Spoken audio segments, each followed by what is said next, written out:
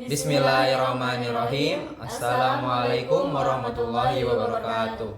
Perkenalkan, kami dari kelompok 4 program studi nursing yang beranggotakan saya Khairul Nisa, Saya Reza Arafi, saya Andini Firanti, dan kami akan mempresentasikan hasil kerja kami untuk proyek Citizen atau proyek kewarganegaraan pada mata kuliah Pancasila.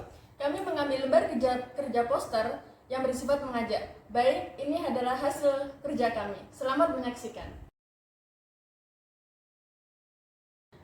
Oke, untuk topik pertama kami mengambil pergaulan bebas. Kami memilih topik ini karena banyak anak muda yang mengambil informasi yang bersifat dewasa yang diambil dari sumber-sumber dewasa yang tidak kredibel. Tujuan poster ini untuk spread awareness dan mengajak anak muda agar tidak terbawa arus dan hati-hati dalam mencari informasi, karena tidak semua informasi baik dan benar. Hal ini menyebabkan dampak buruk seperti hubungan seks terbuka, meminum minuman keras, dan masih banyak dampak negatif lainnya. Maka dari itu, pilihlah lingkungan yang benar dan tetap berhati-hati dalam memilih teman. Sesuai dengan sila pertama, yaitu ketuhanan yang Maha Esa, kita harus banyak mendekatkan diri kepada Tuhan agar tidak terjerumus dalam kesesatan. Untuk topik yang kedua, kami memilih gaji UMR. Kami memilih topik ini karena kami merasa tenaga kesehatan di Indonesia tidak mendapatkan keadilan sosial. Karena perjuangan mereka dari biaya sekolah yang tidak bisa dibilang kecil dan waktu yang tidak sebentar untuk menempuh pendidikan tersebut.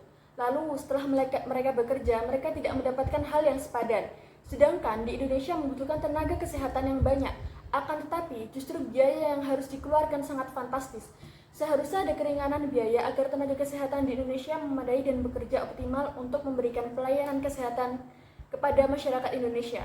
Ini berhubungan dengan Pancasila sila kelima, yaitu keadilan sosial bagi seluruh rakyat Indonesia. Oke, untuk topik selanjutnya itu adalah mengenai stereotip yang ada di Indonesia terhadap perawat. Kenapa kita memilih topik ini? Karena ada banyak sekali stereotip terhadap perawat di Indonesia. Salah satunya itu adalah banyaknya penduduk di Indonesia mengira bahwa perawat hanyalah tugas bagi kalangan wanita. Dan itulah yang membuat kaum laki-laki menjadi ragu untuk menjadi seorang perawat. Padahal perawat laki-laki itu sangat diperlukan karena mereka memiliki kekuatan fisik yang lebih dibandingkan perempuan. Karena tugas seorang perawat juga berhubungan dengan fisik, tidak hanya mental. Maka dari itu, menciptakan lingkungan yang mendukung semua perawat tanpa memandang jenis kelamin adalah langkah yang penting yang dapat dilakukan untuk menuju profesi keperawatan yang lebih inklusif dan profesional. Hal ini berhubungan dengan Pancasila sila ketiga, yaitu Persatuan Indonesia.